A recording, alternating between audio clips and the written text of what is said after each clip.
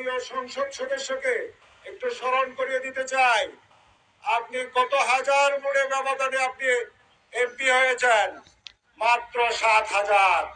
আর দত্তের বাজার ইউনিয়ন থেকে আপনাকে ভোট দিয়েছে 12,500। আপনি কি মনে করেন যে আপনি এমপি হয়ে গেছেন দেখে আপনি যা ইচ্ছা তা করে নেবেন? এটা জনগণ মানবে না, জনগণ কখনোই মানবে না। জনগণ যা চাই আপনার তারই করতে হবে, কারণ জনগণের ভালোর জন্য আপনি এমপি হয়েছেন, এলাকার ভালোর জন্য আপনি এমপি হয়েছেন, উন্নয়ন করার জন্য আপনি এমপি হয়েছেন। এলাকার জনগণের মনে আঘাত দিয়ে ক্ষোভের সৃষ্টি করে আপনি দেশে রাজত্ব কায়েম করবেন বা এক জায়গার জিনিস আরেক জায়গায় নিয়ে যাবেন, এটা জনগণ হতে দিবে না।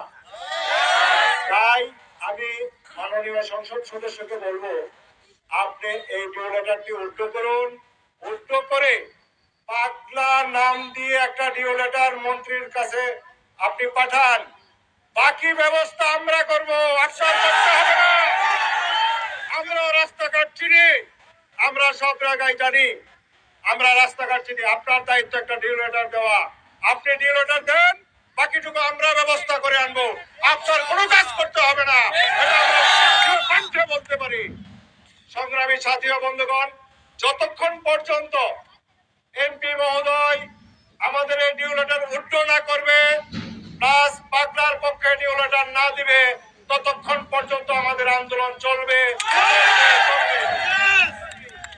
সংগ্রামী সাথী ও বন্ধুগণ, একটু পরে আজান শুরু হবে, আপনাদেরকে এই আন্দোলন চালিয়ে যেতে হবে।